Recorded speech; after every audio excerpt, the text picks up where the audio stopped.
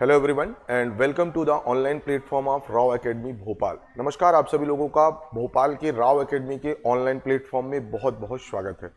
दोस्तों, जैसा कि पता है, आप लोगों को पता है कि आने वाली जो 16 फरवरी है, इस डेट को हमारा एमपीपीएससी प्रीलिम्स का एग्जाम होने वाला है। तो 16 फरवरी को होने वाले एमपीपीएससी प्रीलिम्स एग्जाम को टारगेट करते हुए राव एकेडमी भोपाल की तरफ से एक बहुत ही इंपॉर्टेंट सीरीज या फिर बोल सकते हैं बहुत ही इंपॉर्टेंट क्लास शुरू की गई है। ठीक है ना।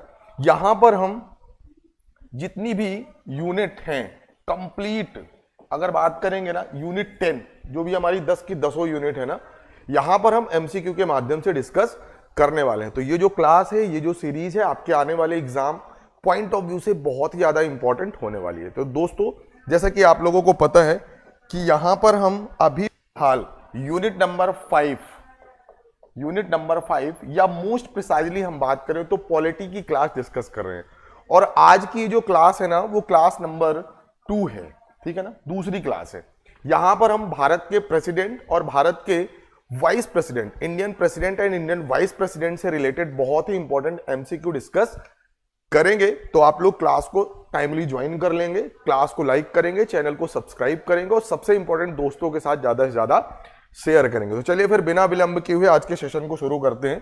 क्लास को शुरू करने से पहले एक बहुत ही इंपॉर्टेंट नोटिफिकेशन है कि राव एकेडमी भोपाल की तरफ से एमपीपीएससी एग्जाम जो कि 16 फरवरी को होने वाला है, उस एग्जाम को टारगेट करते हुए एक बहुत ही इंपॉर्टेंट टेस्ट सीरीज शुरू की गई है। देखिए, ये जो टेस्ट सीरीज है ना, ठीक है ना, देखिए टेस्ट सीरीज का एक अपना अलग इंपॉर्टेंस होता है। अगर आपको सेल्फ इवेल्युएट करना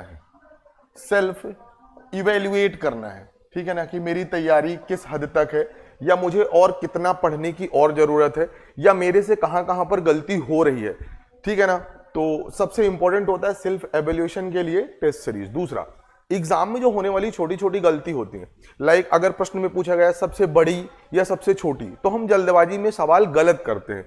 तो एग्जाम में होने वाली जो सिली मिस्टेक्स है ना, उनसे भी बचने के लिए टेस्ट सीरीज बहुत हेल्पफुल है।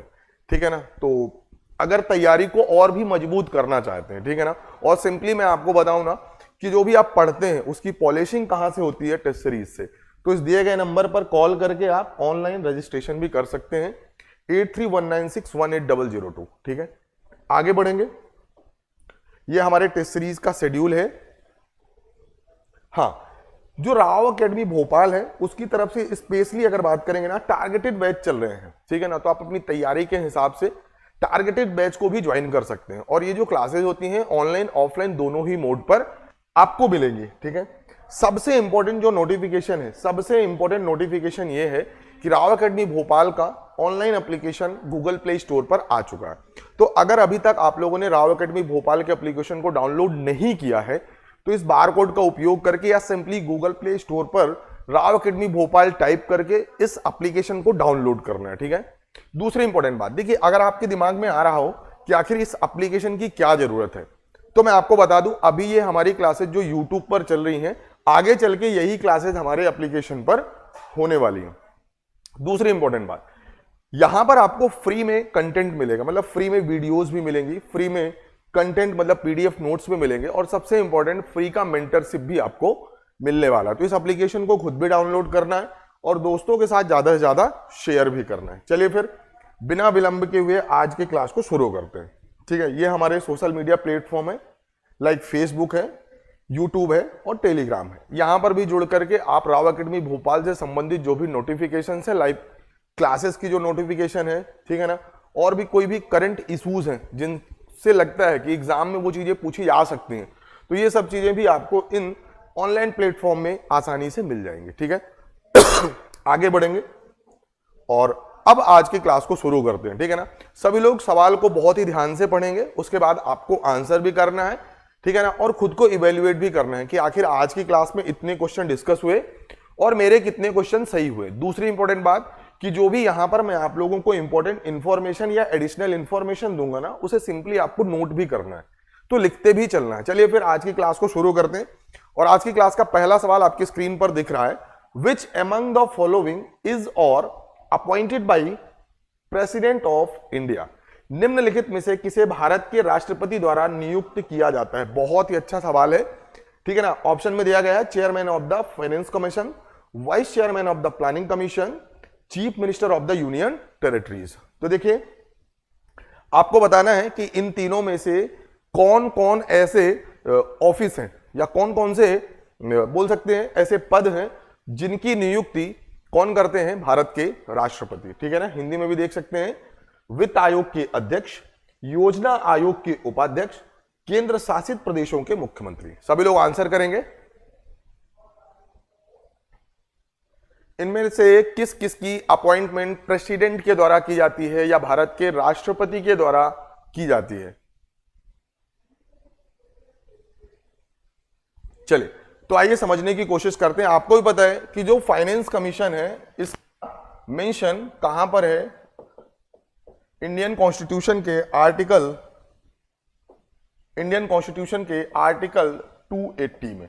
तो देखिए अनुच्छेद 280 में यह बात स्पष्ट रूप से कही गई है कि हर 5 साल में भारत के राष्ट्रपति फाइनेंस कमीशन का गठन करेंगे। In every 5 year there shall be the constitution of finance commission by the president of India under article 280 of the Indian constitution. यह बात बहुत ही सिंपल शब्दों में बोली गई है अनुच्छेद 280 में। तो पहला कथन तो बिल्कुल सही है कि जो भी फाइनेंस कमीशन है उसका गठन कौन करते हैं, भारत के राष्ट्रपति। आइए समझते हैं जो प्लानिंग कमीशन। देखिए आपको पता है कि जो भी प्लानिंग कमीशन है ये कॉन्स्टिट्यूशनल बॉडी नहीं है, ये कॉन्स्टिट्यूशनल बॉडी नहीं है। ठीक है ना, मतलब इसका गठन कॉन्स्टिट्यूशन के अकॉर्डिंग या कॉन्स्टिट्यूशन में कहीं पर भी मेंशन नहीं है। और जो चेयरमैन होते हैं, देखिए प्लानिंग कमीशन के चेयरमैन कौन होते हैं, the then prime minister of India. Bharat के जो भी राष्ट्रपति होते हैं ना वो पदेन अध्यक्ष होते हैं। और वाइस चेयरमैन का जो अपॉइंटमेंट है वो कौन करते हैं, भारत के प्रधानमंत्री। तो ये जो दूसरा कथन है वो गलत है। क्यों? क्योंकि वाइस चेयरमैन जो भी प्लानिंग कमीशन के होते हैं उनकी अपॉइंटमेंट कौन करते हैं, प्राइम मिनिस्टर, ना कि प्रेसिडेंट। ठीक है, this is the extra constitutional body, we can say that. सबसे पहली बार प्लानिंग कमीशन कब बना था, आप बताएंगे सर 1950 में। और अभी 2014 से प्लानिंग कमीशन खत्म हो चुका। ठीक है ना, प्लानिंग कमीशन की जगह पर अब क्या आ चुका है, नीति आयोग। क्या आ चुका है, नीति आयोग। तो प्लानिंग कमीशन की जगह पर अब कौन सी बॉडी है, नीति आयोग है। ठीक है, chief minister of the union territories, third option is बिल्कुल सही है। देखिए आपको भी पता है कि अगर बात करेंगे आर्टिकल 239 AA, आर्टिकल 239 AA में यह बात बोली गई है कि जो भी यूनियन टेरिटरीज जिनमें स्टेट लेजिस्लेचर है, लाइक दिल्ली और पौंडीचेरी, वहां पर लाइक दिल्ली और Pondicherry having the state legislature, वहां पर जो भी चीफ मिनिस्टर्स हैं, वहां पर बहुत इंपॉर्टेंट है ये चीज नोट करेंगे, जो भी चीफ मिनिस्टर हैं वो अपॉइंटेड बाय प्रेसिडेंट ही होते हैं। क्या बातें क्लियर है? मतलब केंद्र शासित प्रदेशों के जो मुख्यमंत्री होते हैं उनकी नियुक्ति कौन करते हैं, भारत के राष्ट्रपति। और ऐसा कहां पर वर्णन या कहां पर वर्णित है, ऐसा कहां पर मेंशन है, आप बताएंगे सर आर्टिकल 239 AA। तो अब देख सकते हैं हमारे कौन कौन से ऑप्शन सही हैं, option number 1 and option number 3। So कहां पर है, option number C, 1 and 3 are correct. सभी लोग नोट करेंगे। अगर कहीं पर कोई डाउट भी होता है ना तो वो चीज आप लोग पूछ सकते हैं। ठीक है, फाइनेंस कमीशन का जो गठन है, जो बोल सकते हैं फाइनेंस कमिश्नर भी होते हैं, तो उनकी नियुक्ति कौन करते हैं, आप बताएंगे सर प्रेसिडेंट। ठीक है, चलिए आगे बढ़ेंगे। स्क्रीनशॉट ले सकते हैं, अगर कोई भी डाउट हो तो वो चीज भी आप लोग पूछ सकते हैं। आगे बढ़ेंगे और अगला सवाल आपकी स्क्रीन पर है, if there is any dispute regarding the presidential election it can be referred to. यदि राष्ट्रपति चुनाव के संबंध में कोई विवाद है तो इसका उल्लेख किया जा सकता है। मान के चलिए कि अगर प्रेसिडेंट का इलेक्शन हुआ और कैंडिडेट को लगता है कि इस इलेक्शन में कुछ गड़बड़ी है या कोई विवाद की स्थिति है, तो ये डिस्प्यूट कहां पर जाएगा, डिस्प्यूट सेटलमेंट कौन करेगा, सवाल ये पूछना चाह रहा है। ठीक है ना, option number A attorney general, option number B parliament, option number C supreme court, या option number D none of the above. ठीक है ना, कि राष्ट्रपति के चुनाव से संबंधित अगर कोई भी विवाद की स्थिति है, ठीक है ना, तो यह विवाद किसके द्वारा सेटल या साझा किया जाएगा। ठीक है,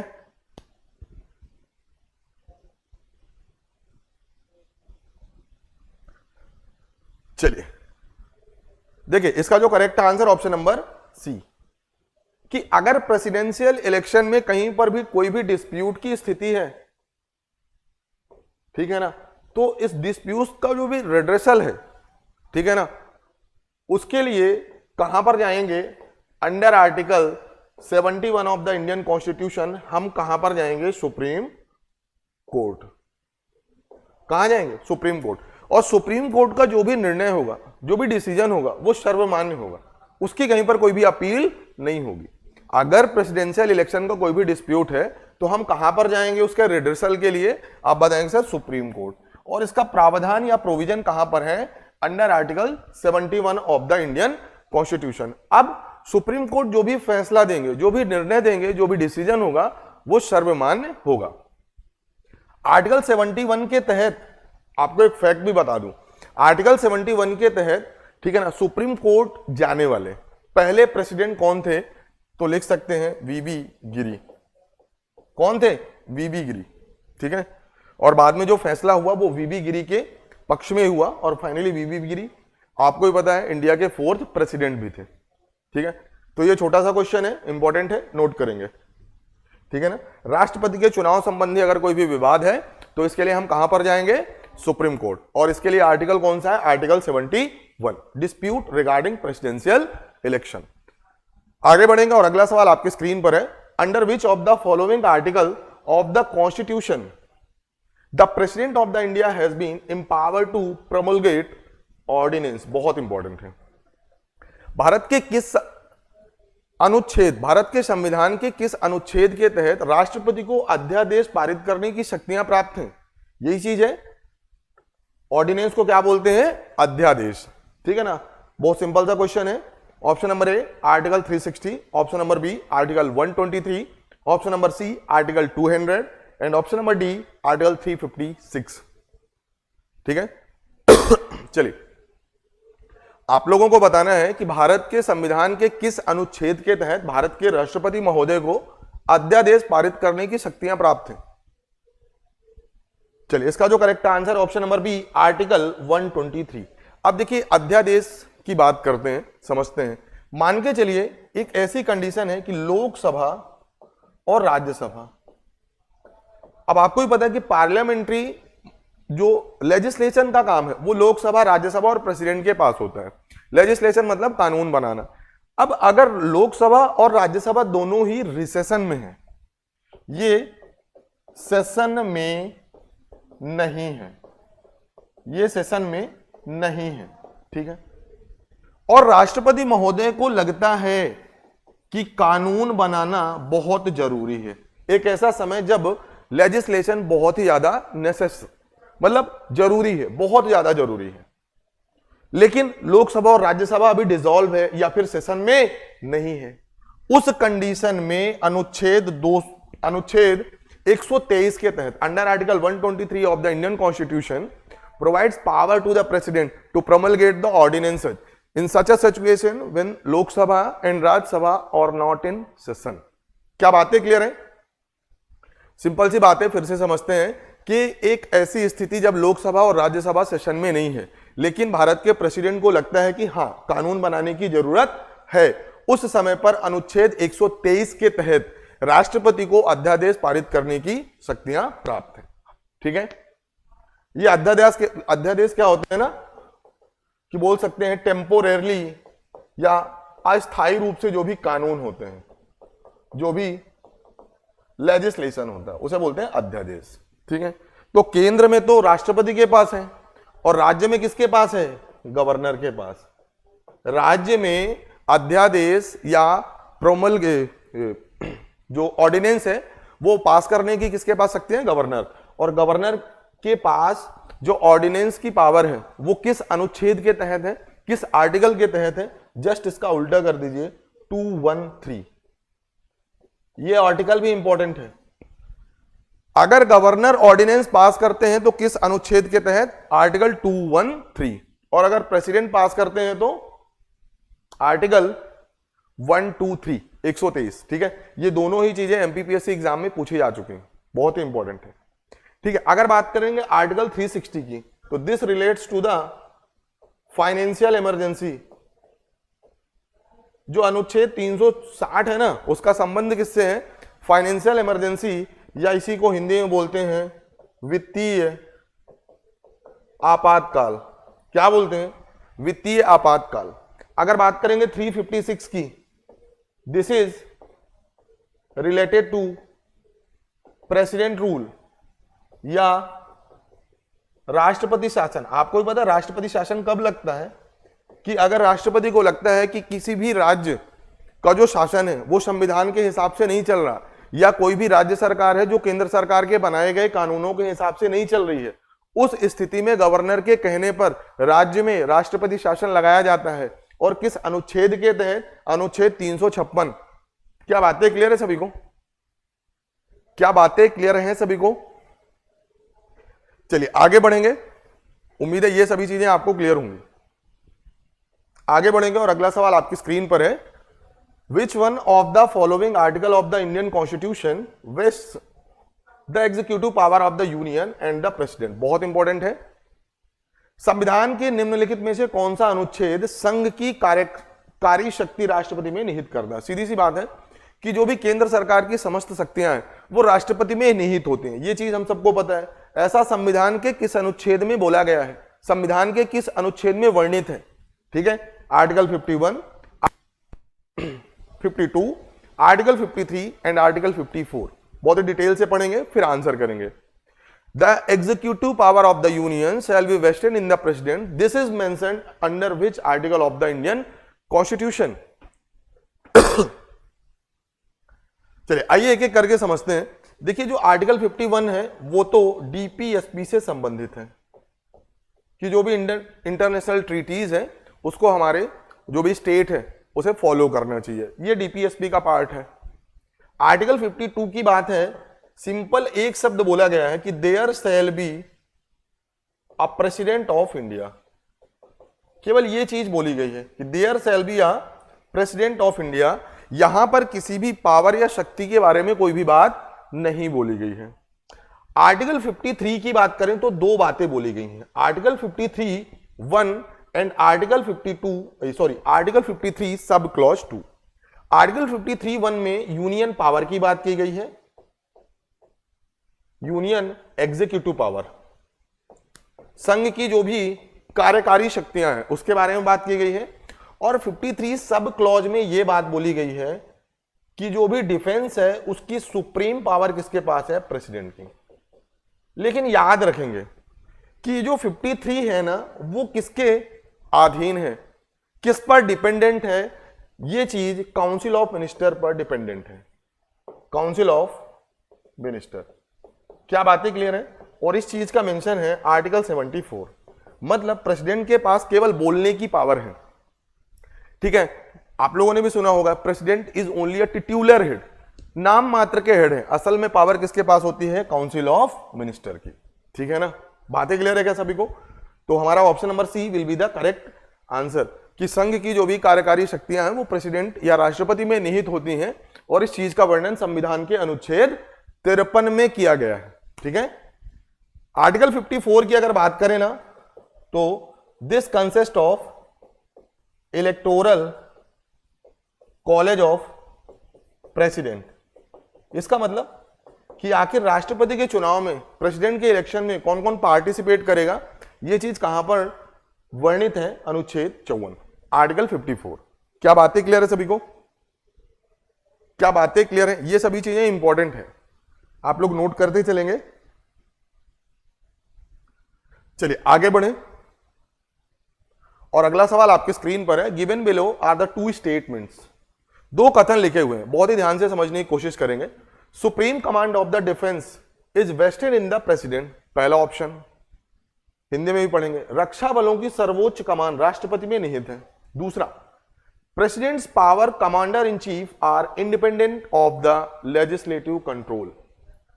कमांडर इन चीफ के रूप में संविधान की राष्ट्रपति की जो शक्तियां हैं विधायक नियंत्रण से स्वतंत्र है। ये दो कथन लिखे हुए हैं, ठीक है। मतलब कि जो सुप्रीम कमांड कि ये जो पावर है प्रेसिडेंट की, क्या इस पे लेजिस्लेशन का कोई कंट्रोल है या नहीं है, ये चीज पूछना है। और पहला कि जो भी सुप्रीम कमांड है हमारे रक्षा बलों की, लाइक एयर फोर्स, नेवी और हमारी जो आर्मी है, वो किसके पास है? राष्ट्रपति के पास है। ये दो कथन लिखे हुए हैं, अकॉर्डिंगली आपको आंसर करना है। Option number A, option number B, option number C या फिर ऑप्शन नंबर डी।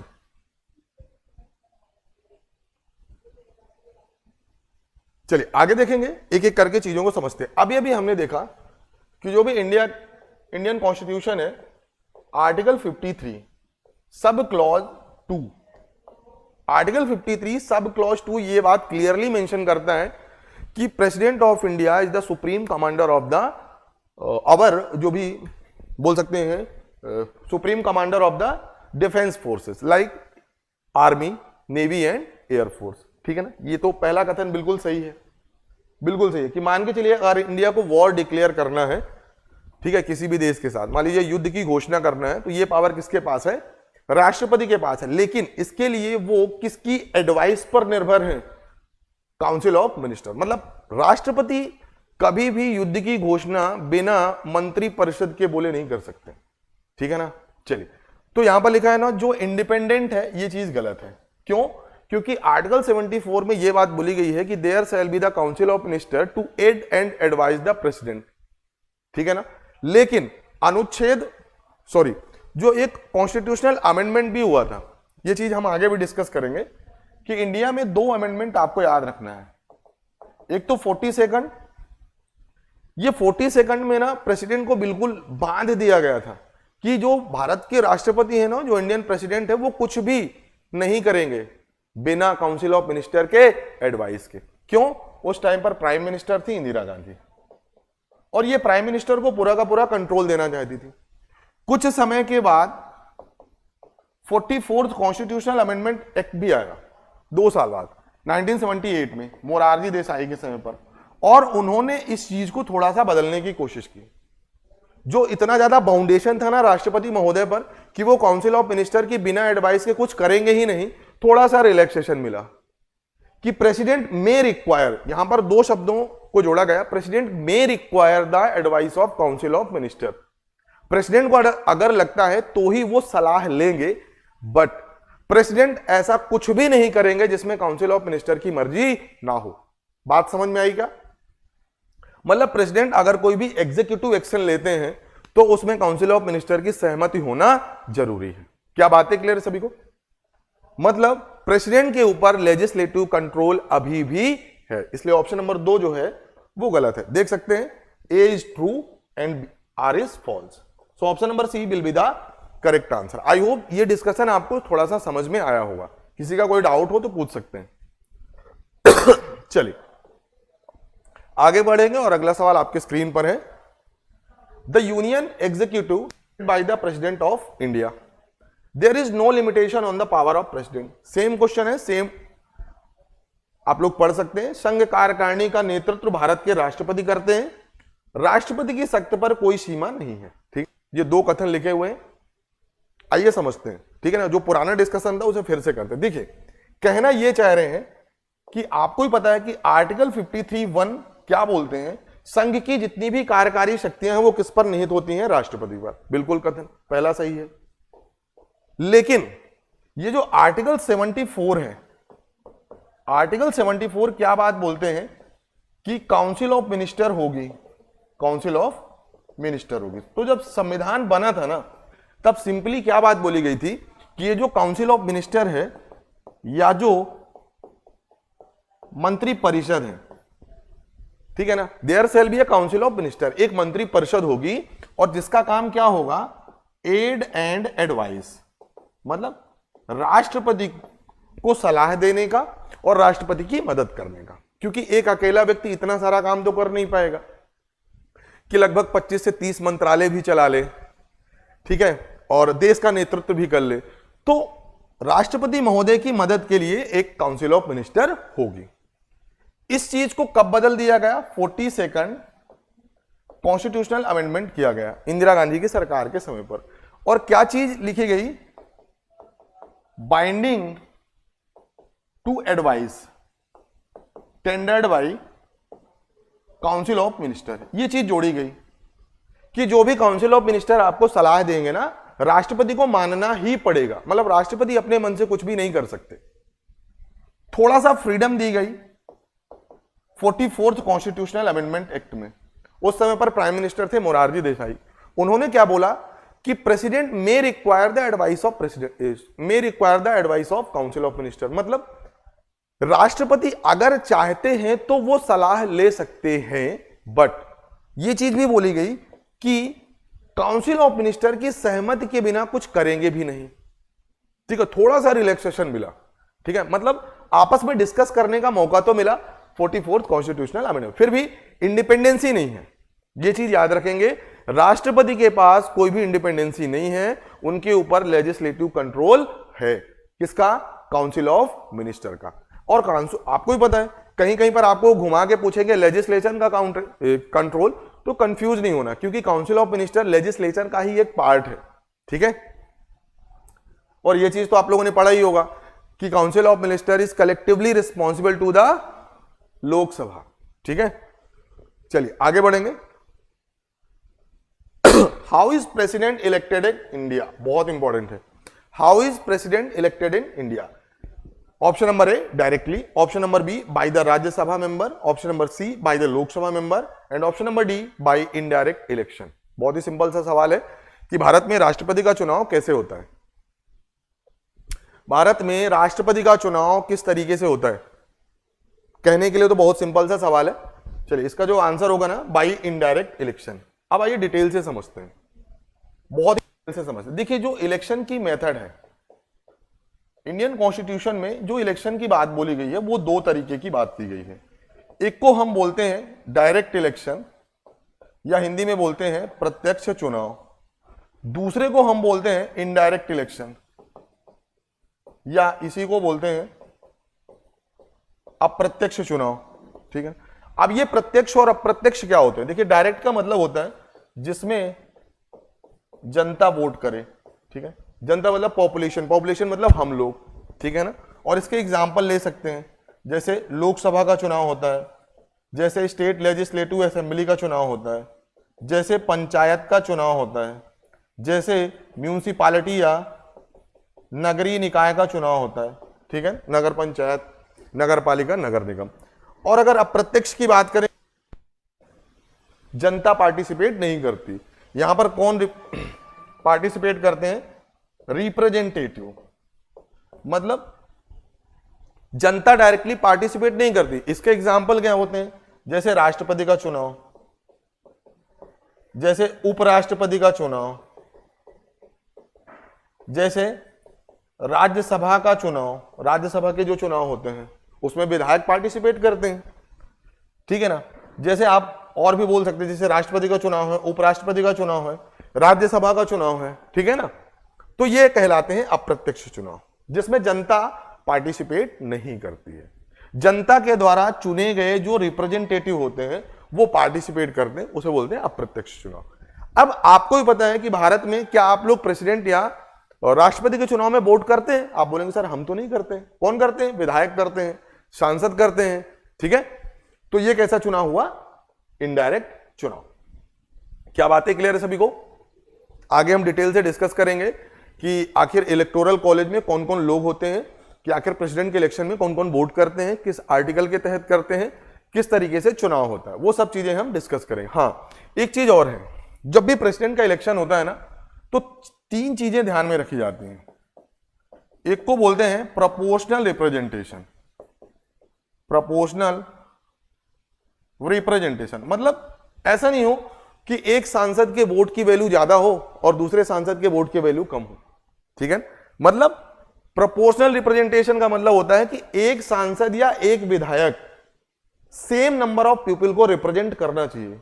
ठीक है ना, सेम नंबर। जैसे 10 लाख का एक वैल्यू है, फॉर एग्जाम्पल, कि 10 लाख लोगों के लिए एक मेंबर है, तो जितने भी सांसद है ना उनकी वैल्यू 10 लाख ही होना चाहिए। ये फॉर्मूला भी आगे की क्लास में मैं थोड़ी देर बाद डिस्कस कि किस तरीके से ये प्रोपोर्शनल रिप्रेजेंटेशन सेट किया जाता है। दूसरा, ट्रांसफरेबल वोटिंग सिस्टम की बात की जाती है। Transferable voting system. लेकिन ये जो ट्रांसफरेबल वोटिंग सिस्टम है ना, ये तब अप्लीकेबल होगा ना जब 2 से ज्यादा कैंडिडेट हो। लेकिन इंडिया में एक ऐसा बोल सकते हैं ट्रेडिशन है कि 2 ही कैंडिडेट रहते हैं, तो एक ही बार में आप वोट काउंट करते हो, जिसके ज्यादा है वो विजयी घोषित है। ये ट्रांसफरेबल वोटिंग सिस्टम बस लिखा है, ये तभी यूज में आएगा ना जब 2 से ज्यादा कैंडिडेट होंगे, ठीक है ना। चलिए, तो फिलहाल इतनी ही बातें यहां पर डिस्कस करते हैं, किसी का कोई भी डाउट हो तो पूछ सकते हैं। चलिए आगे बढ़ेंगे। अगला सवाल आपके स्क्रीन पर है, which of the following Indian president also serve as a speaker of Lok Sabha. बहुत ही अच्छा सवाल है और फैक्चुअल क्वेश्चन है। निम्नलिखित में से किस भारतीय राष्ट्रपति ने लोकसभा के अध्यक्ष के रूप में भी कार्य किया है। बहुत ही अच्छा सवाल है, फैक्चुअल क्वेश्चन है। Option number A Fakhruddin Ali Ahmed, option number B Shankar Dayal Sharma, option number C doctor Zakir Hussain, option number D Neelam Sanjiva Reddy. कौन से ऐसे प्रेसिडेंट हैं जो प्रेसिडेंट बनने के पहले लोकसभा के स्पीकर के पद पर भी रह चुके हैं। चलिए, इसका जो करेक्ट आंसर है ना option number D Neelam Sanjiva Reddy, ठीक है ना। और एक खास बात, ये एक बार नहीं 2 बार स्पीकर थी, 2 बार स्पीकर थी, ठीक है ना। मेरा सवाल आप लोगों से, क्या आप बता सकते हैं कि नीलम संजीवा रेड्डी किस नंबर की, ठीक है ना, नीलम संजीवा रेड्डी किस नंबर की राष्ट्रपति थे, ठीक है, किस नंबर। कभी कभी नंबर भी पूछ लेता है एमपीपीएससी, लिखेंगे 6, 6वें नंबर के राष्ट्रपति थे नीलम संजीवा रेड्डी। और खास बात इनके बारे में कि ये अनएमियसली प्रेसिडेंट बने थे, मतलब इनका किसी ने विरोध नहीं किया था, निर्विरोध जीत गए थे, ठीक है ना। ये चीज भी याद रखना है, इनका किसी ने विरोध नहीं किया था, इनके खिलाफ किसी ने चुनाव भी नहीं लड़ा था, ठीक है। तो ये चीज भी पूछ सकते हैं कि which one of the following president was unanimously, ठीक है ना, won the election of president. तो इसका आंसर होना चाहिए नीलम संजीवा रेड्डी, ठीक है। शंकर दयाल शर्मा इंपॉर्टेंट इसलिए है क्योंकि इनका संबंध मध्य प्रदेश के भोपाल से है, ये चीज भी नोट करेंगे। और ये भारत के 10वें राष्ट्रपति थे। कौन से थे? भारत के 10वें राष्ट्रपति या 10th प्रेसिडेंट ऑफ इंडिया, ठीक है। कई बार इस तरीके के भी क्वेश्चन पूछे जाते हैं। आगे बढ़ेंगे और अगला सवाल आपकी स्क्रीन पर है, the only instance where the president of India exercised his power of veto is related to, ठीक है ना। सबसे पहली बार कौन से राष्ट्रपति थे जिन्होंने वीटो पावर का उपयोग किया था जिन्होंने वीटो पावर का यूज किया था। देखिए, option number A Hindu code bill, option number B PEPSU appropriation bill, option number C Indian post office and option number D dowry prohibition bill. देखिए यहां पर पूछा गया ना कि पहली बार वीटो पावर यूज किसने किया था, तो इसका जो करेक्ट आंसर होगा ना option number see the Indian post office bill. ये बिल है 1986 का, ये बिल है 1986 का और इस समय पर प्रेसिडेंट थे ज्ञानी जेल सिंह। कौन थे? ज्ञानी जेल सिंह। और इन्होंने कौन सी वीटो पावर यूज की थी? लिख सकते हैं पॉकेट वीटो। कौन सी वीटो पावर यूज की थी? Pocket veto. नोट करेंगे सभी लोग, पॉकेट वीटो, ज्ञानी जेल सिंह, पॉकेट वीटो।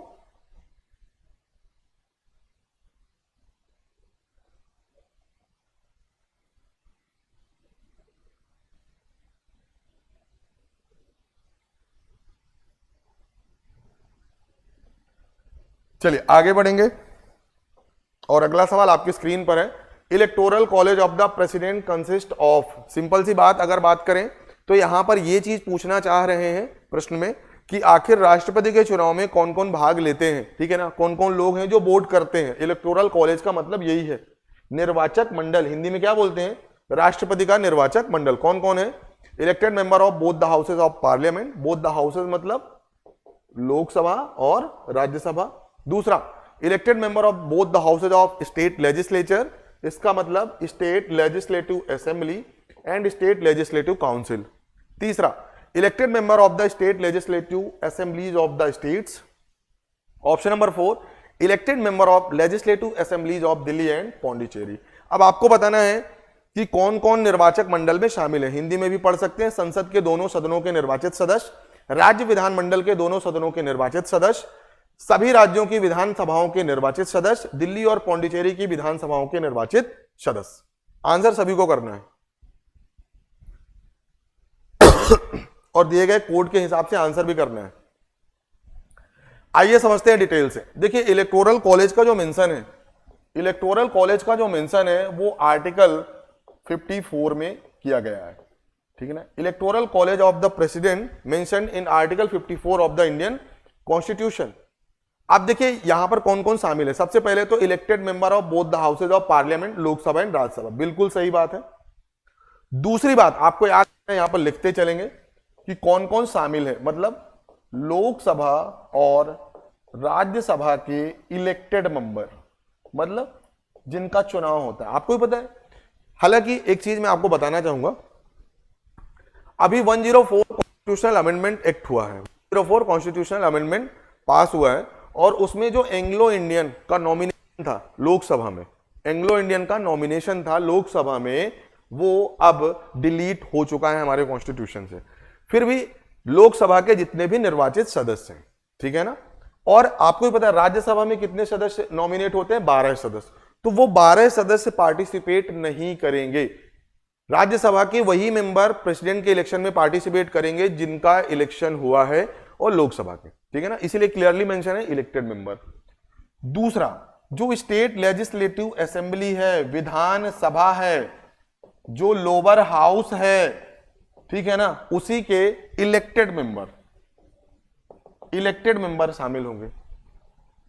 पहले अगर बात करें ओरिजिनल कॉन्स्टिट्यूशन में केवल यही 2 लोग शामिल थे, मतलब यही these 2 groups were able to vote in the president election. लेकिन आपको भी पता है कि दिल्ली और पौंडीचेरी ये दोनों स्टेट लेजिस्लेचर भी हैं, इनके से इलेक्टेड मेंबर को या नॉमिनेटेड मेंबर को पहले यह अधिकार नहीं था कि वो प्रेसिडेंट के इलेक्शन में वोट करे। बट एक अमेंडमेंट हुआ, 17th कॉन्स्टिट्यूशनल अमेंडमेंट एक्ट 1992, 70वां संविधान संशोधन 1992, और इसके तहत दिल्ली और पौंडीचेरी के इलेक्टेड मेंबर को भी प्रेसिडेंट के इलेक्शन में पार्टिसिपेट करने की परमिशन मिल गई। तो ऑप्शन नंबर ए बिल्कुल सही है, ऑप्शन नंबर 3 बिल्कुल सही है, और ऑप्शन नंबर 4 बिल्कुल सही है। तो 1, 3, 4 is the correct answer, option number D. क्या बातें क्लियर है सभी को? यह चीज बिल्कुल ध्यान में रखना है सर। पहले मेरे साथ बिल्कुल ठंडे दिमाग से सुनेंगे। लोकसभा और राज्यसभा के निर्वाचित सदस्य, दूसरा राज्य की विधानसभाओं के निर्वाचित सदस्य, दिल्ली और पौंडीचेरी विधानसभाओं के निर्वाचित सदस्य, ये 3 ही राष्ट्रपति के चुनाव में पार्टिसिपेट करते हैं। क्या बातें क्लियर है सभी को? चलिए आगे बढ़ेंगे और अगला सवाल। उसके पहले मैं आपको बता दूं, राव एकेडमी भोपाल की तरफ से एमपीपीएससी 2025 को टारगेट करते हुए बहुत ही इंपॉर्टेंट टेस्ट सीरीज शुरू की गई है। तो अगर आप अपनी तैयारी को और भी मजबूत बनाना चाहते हैं, खुद की तैयारी को जांचना और परखना चाहते हैं ना, तो इस दिए गए नंबर पर कॉल करके अपने लिए टेस्ट सीरीज रजिस्टर करवा सकते हैं। ये नंबर है 8319618002, ठीक है ना। तो टेस्ट सीरीज जरूर ज्वाइन करिए। देखिए ये टेस्ट सीरीज का शेड्यूल है हमारा। हाँ, राव एकेडमी भोपाल की तरफ से ना बहुत से टारगेटेड बैच चल रहे हैं, बहुत से, ठीक है ना, बहुत जैसे है मंतव्य है, बुनियाद है। तो आप अपनी तैयारी के हिसाब से किसी भी बैच को एनरोल कर सकते हैं और अपनी तैयारी को शुरू कर सकते हैं बिना विलंब किए हुए, क्योंकि समय की बहुत कमी है ना। चलिए सबसे इंपॉर्टेंट जो नोटिफिकेशन है आप लोगों के लिए, राव एकेडमी भोपाल का जो ऑनलाइन प्लेटफॉर्म है, हमारा जो ऑनलाइन एप्लीकेशन है, वो गूगल प्ले स्टोर पर आ चुका है। तो अगर अभी तक आप लोगों ने इस एप्लीकेशन को डाउनलोड नहीं किया है तो आज ही इस एप्लीकेशन को डाउनलोड कर सकते हैं, या तो इस बारकोड के थ्रू, या तो सिंपली गूगल प्ले स्टोर पर आप लोग जाके राव एकेडमी भोपाल सर्च करिए, एप्लीकेशन को डाउनलोड करिए। क्योंकि आगे आने वाली जो भी हमारी क्लासेज होंगी ना, जो भी हमारे नोट्स होंगे ना, वो आपको कहां पर मिलेंगे? राव एकेडमी भोपाल के ऑनलाइन एप्लीकेशन पर। बातें क्लियर है क्या? चलिए आगे बढ़े। हाँ, ये हमारा क्या है, सोशल मीडिया प्लेटफॉर्म है, लाइक फेसबुक है, यूट्यूब है और टेलीग्राम है। यहां पर भी आप लोग राव एकेडमी भोपाल के साथ जुड़ सकते हैं। जितनी भी नोटिफिकेशन है लाइव क्लास से रिलेटेड, पीडीएफ नोट्स, वो सभी आपको यहां पर टेलीग्राम पर मिल जाएंगे, ठीक है ना। हाँ, एक चीज और, कभी भी अगर आप इन चीजों का फायदा ले रहे हैं ना, तो खुद भी डाउनलोड करिए, खुद भी चैनल से जुड़िए और दोस्तों के साथ ज्यादा से ज्यादा प्रमोट भी करिए, ठीक है। ये सबसे इंपॉर्टेंट बात है जो मैं आप लोगों को हमेशा बोलता हूं। चलिए फिर आगे बढ़ेंगे और अगला सवाल आपकी स्क्रीन पर है। Among the following presidents of India who is known as philosopher king of the who is known as philosopher king और फिलोसफर रूलर, ठीक है ना। हमारे भी राष्ट्रपति हुए हैं, जितने भी महामहिम हुए हैं, उनमें से हम किसे फिलोसफर किंग बोलते हैं, ठीक है ना। किसे दार्शनिक शासक या दार्शनिक राष्ट्रपति के रूप में जाना जाता है।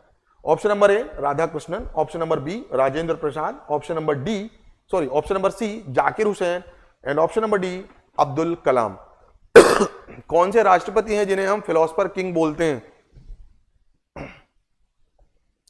कौन से ऐसे राष्ट्रपति हैं जिन्हें हम फिलोसफर किंग बोलते हैं?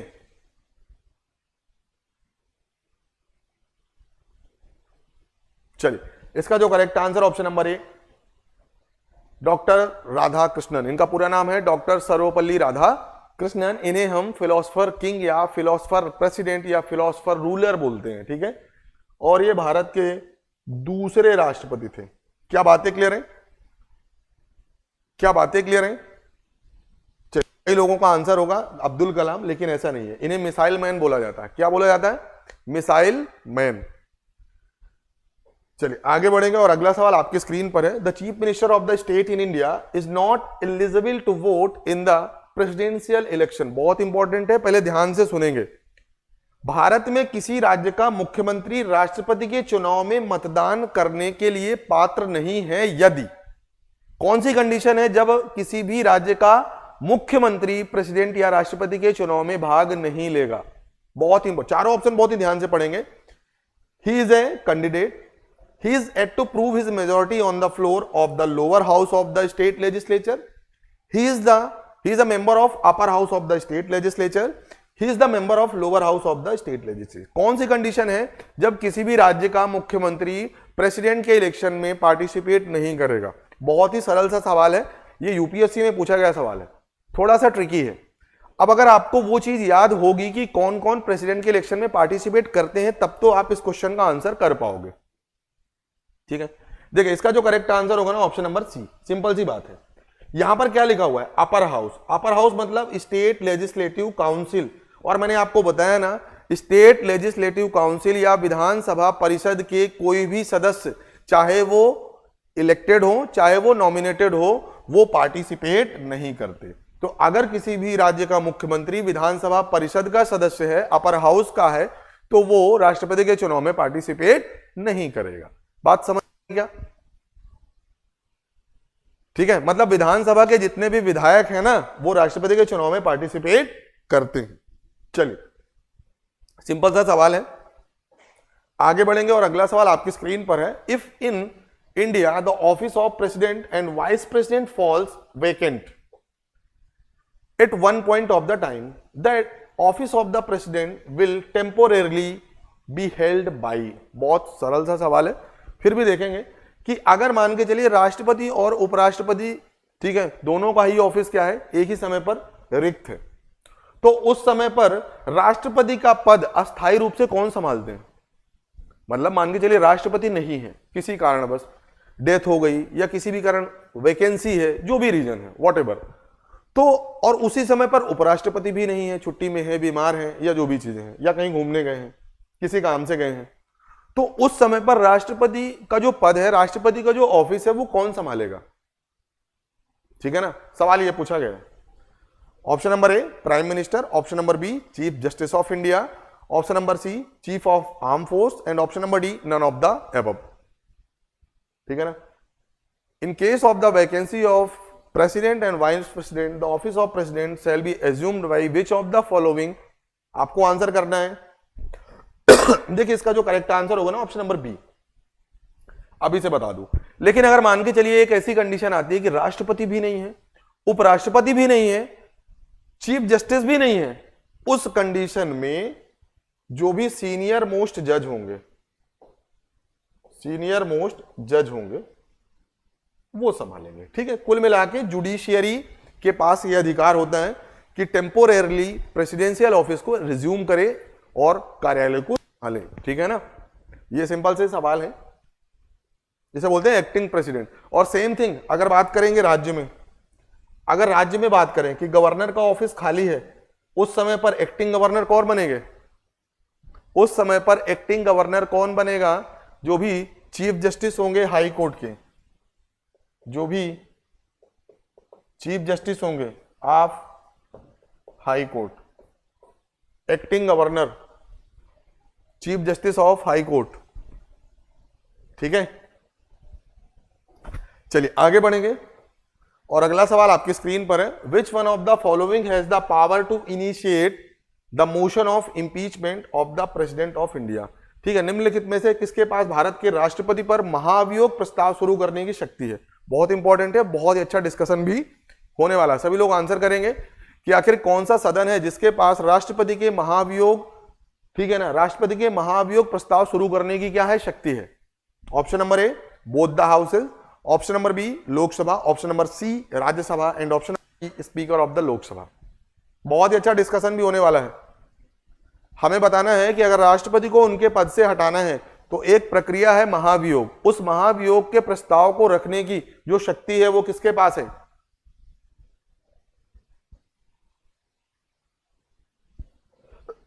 महाभियोग का ये जो प्रस्ताव है ना, वो पटल पर रखने की शक्ति किसके पास प्राप्त है?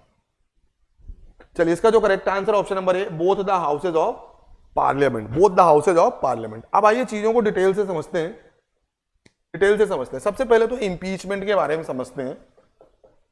इंपीचमेंट या इसी को बोलते हैं महाभियोग। क्या बोलते हैं? महाभियोग। इसका वर्णन कहां पर है? अनुच्छेद या आर्टिकल 61।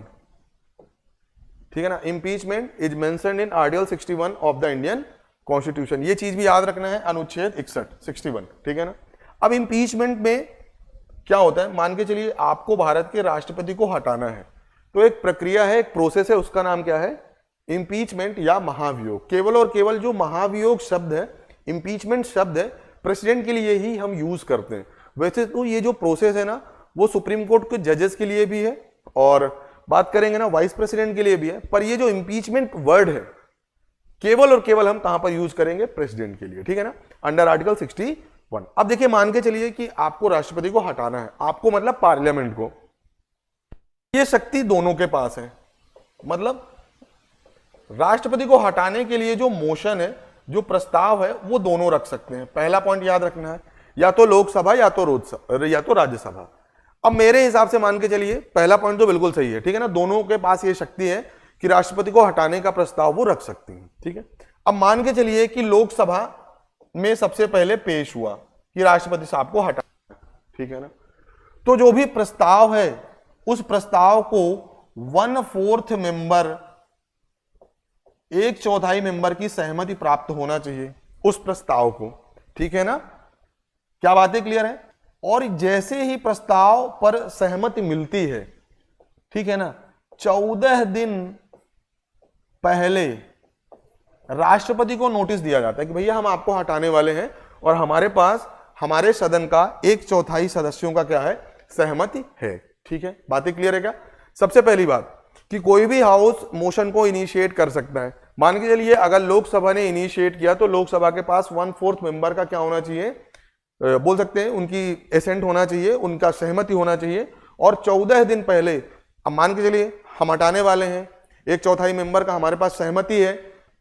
अब जिस भी दिन वो बिल या वो मोशन लोकसभा में पेश होगा, उसके 14 दिन पहले राष्ट्रपति को नोटिस दी जाती है कि भैया हम आपको हटाने के लिए महाभियोग प्रक्रिया या महाभियोग चलाने वाले हैं।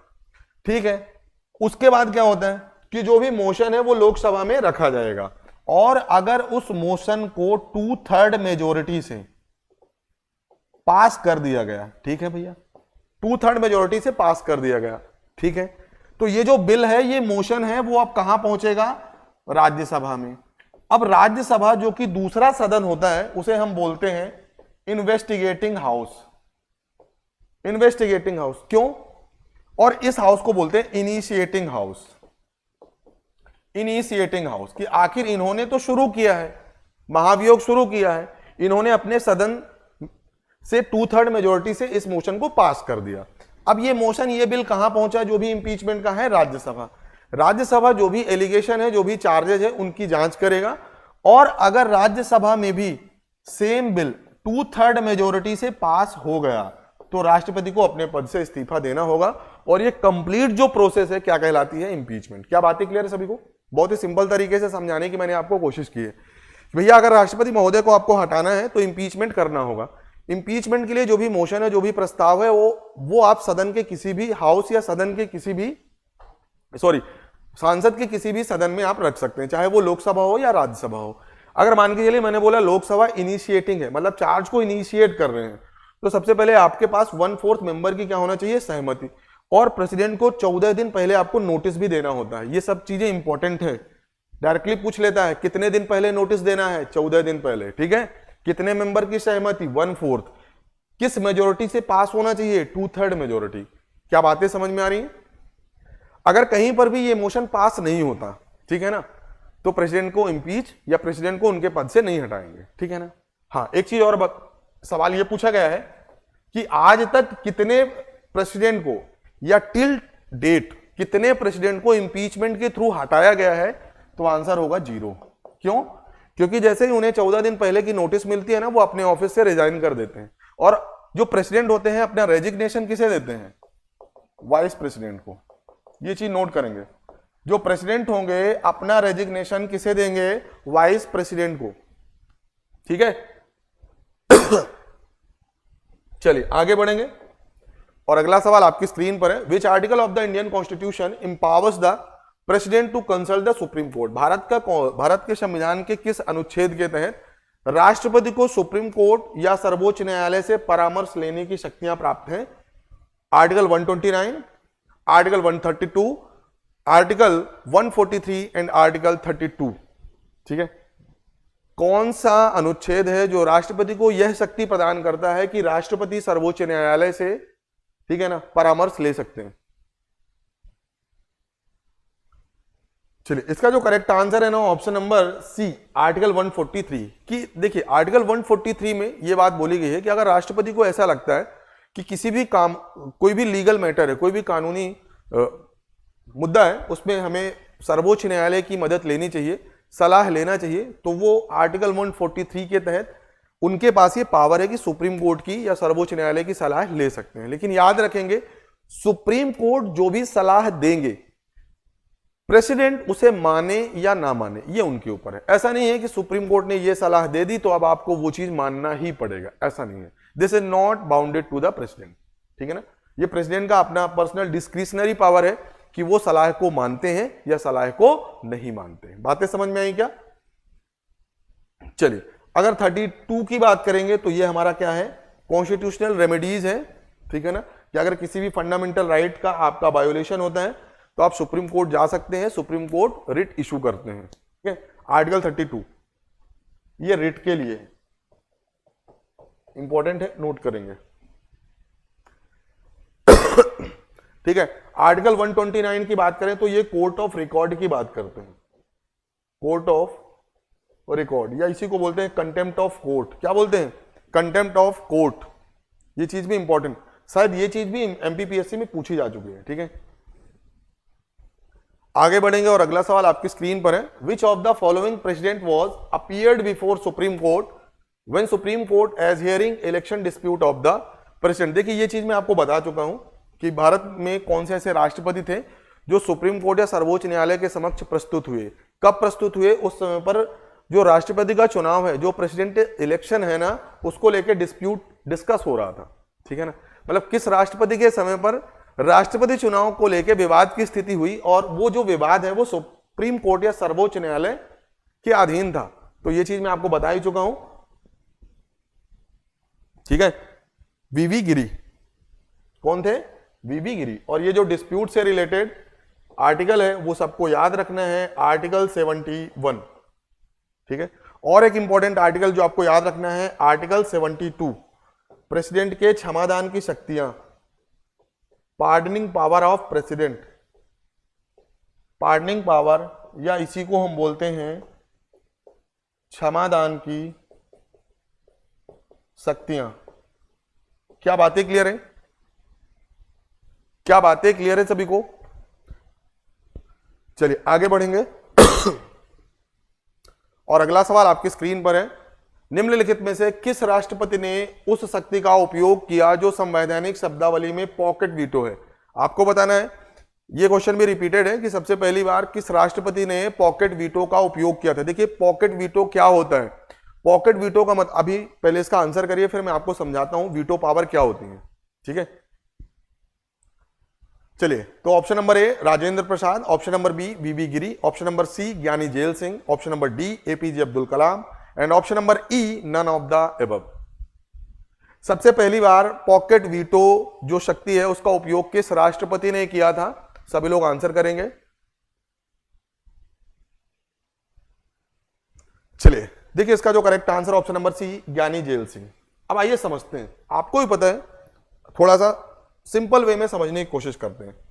Article 111 article 111 of the Indian constitution tells, किसके बारे में बताता है? This is the presidential assent, presidential accent.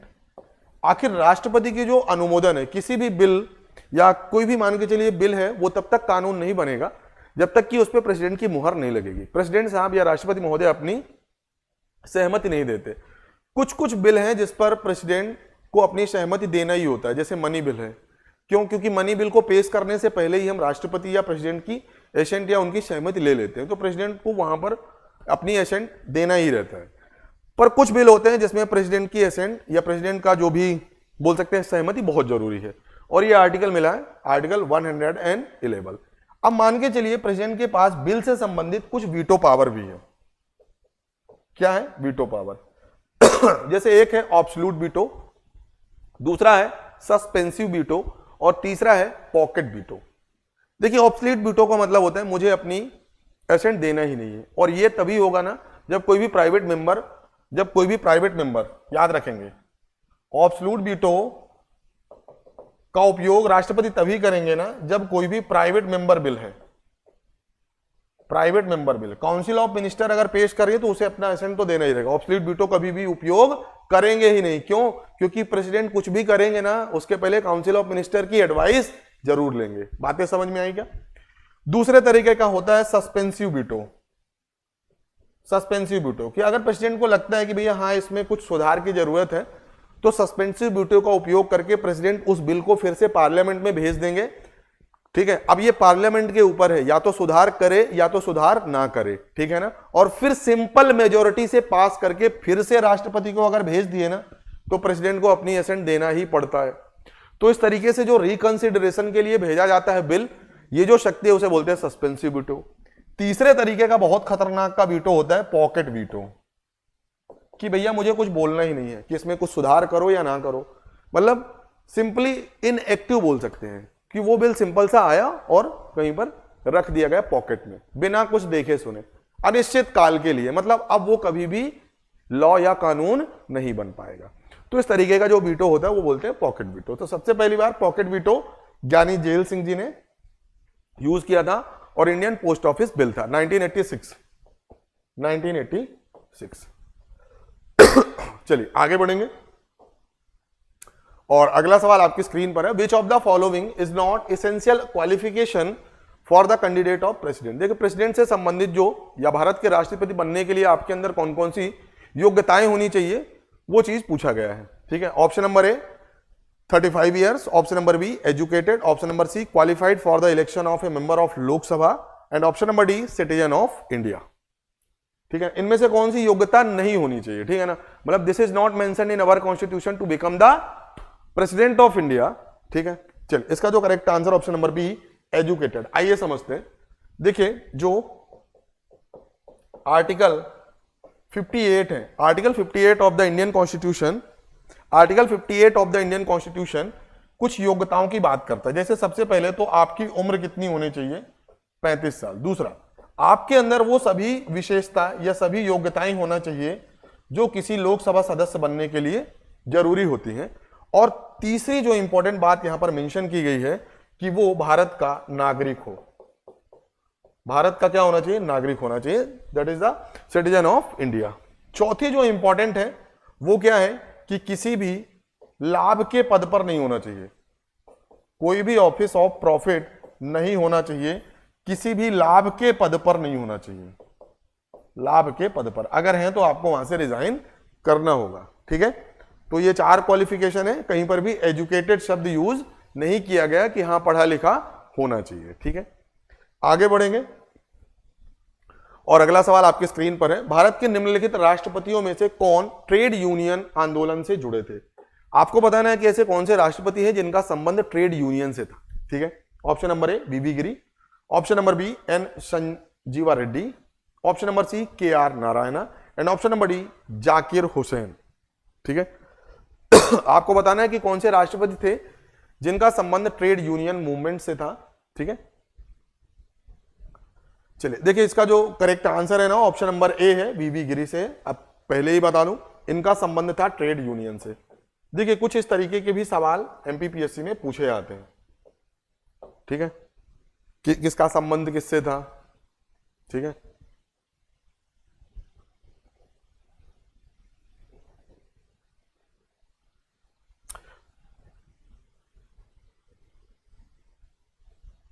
चलिए यहां तक अगर किसी का कोई भी डाउट हो, कोई भी प्रश्न हो तो पूछ सकते हैं। आगे बढ़े। देखिए एक बार फिर से आप लोगों को बताना चाहूंगा कि राव एकेडमी भोपाल की तरफ से एमपीपीएससी एग्जाम 2025 को टारगेट करते हुए बहुत ही कॉम्प्रिहेंसिव और बहुत ही इंपॉर्टेंट टेस्ट सीरीज शुरू की गई है। तो इस टेस्ट सीरीज को ज्वाइन कर सकते हैं आप, ठीक है ना। यहां पर दिया गया नंबर है 8319618002। तो इस नंबर पर सिंपली कॉल करके भी रजिस्टर कर सकते हैं, या फिर आप हमारे एमपी नगर जोन 2 में स्थित जो हमारा ऑफलाइन सेंटर है वहां पर भी आके आप टेस्ट सीरीज को ज्वाइन कर सकते हैं, ठीक है। चलिए आगे बढ़ेंगे। ये हमारे टेस्ट सीरीज का शेड्यूल है। ये राव एकेडमी भोपाल की तरफ से बहुत से टारगेटेड बैच चल रहे हैं, जैसे बुनियाद है, मंतव्य है, संपूर्ण है, सिद्धि है, संकल्प है। तो आप अपनी प्रिपरेशन के हिसाब से, ठीक है ना, कि आप प्रिपरेशन के किस फेज में हैं, ऑलरेडी तैयारी कर चुके हैं या तैयारी शुरू करना चाहते हैं, ग्रेजुएट हैं, अंडर ग्रेजुएट हैं, उसके हिसाब से टारगेटेड बैच ज्वाइन कर सकते हैं और तैयारी को शुरू कर सकते हैं, ठीक है। आगे बढ़ेंगे। सबसे इंपॉर्टेंट जो नोटिफिकेशन ये है कि राव एकेडमी भोपाल का जो ऑनलाइन एप्लीकेशन है वो गूगल प्ले स्टोर पर आ चुका है। तो आप लोगों ने अभी तक इसे डाउनलोड नहीं किया है तो इस बार कोड का यूज करके या फिर सिंपली गूगल प्ले पर राव एकेडमी भोपाल सर्च करके इस एप्लीकेशन को डाउनलोड कर सकते हैं, क्योंकि आगे की जो भी हमारी क्लासेस होंगी ना वो इसी एप्लीकेशन पर होंगी। इस एप्लीकेशन पर आपको ऑनलाइन वीडियोस मिलेंगी फ्री में कंटेंट मिलेगा, फ्री में क्लास पीडीएफ मिलेगी, सबसे इंपॉर्टेंट फ्री में मेंटरशिप भी मिलेगा। आगे की जो भी चीजें हैं वो हमारी इस एप्लीकेशन पर होने वाली है, तो खुद भी डाउनलोड करना है और दोस्तों के साथ ज्यादा से ज्यादा शेयर भी करना है। चलिए आगे बढ़े। और ये हमारे सोशल मीडिया प्लेटफॉर्म है, लाइक फेसबुक है, यूट्यूब है एंड टेलीग्राम है। टेलीग्राम का एक अलग इंपॉर्टेंस है, यहां से जुड़ के आपको डेली का जो हमारा ट्यूटोरियल होता है ना, ट्यूटोरियल्स, डेली के कुछ इंपॉर्टेंट क्वेश्चंस आपको मिलते हैं, क्लास पीडीएफ मिलती है। तो इस टेलीग्राम चैनल से भी जुड़ना ना भूलें, ठीक है। और फिर अंतिम में वही बात कि खुद तो जुड़ना ही है और साथ में दोस्तों के साथ ज्यादा से ज्यादा शेयर भी करना है। सो आई होप, देखिए आज की ये क्लास यहीं पर हम समाप्त करते हैं। आई होप आप लोगों को आज का ये सेशन अच्छा लगा होगा। यहाँ पर हमने बहुत से इंपॉर्टेंट क्वेश्चंस को यहाँ पर डिस्कस किया हुआ है। एमपीपीएससी एग्जाम कुछ ऐसे ही प्रश्नों को पूछते हैं, ठीक है ना। हमारा टारगेट ही है 16 फरवरी को होने वाला एमपीपीएससी प्रीलिम्स का एग्जाम, ठीक है ना। तो यहाँ आज की क्लास को यहीं पर समाप्त करते हैं। So thank you class and wish you all the best.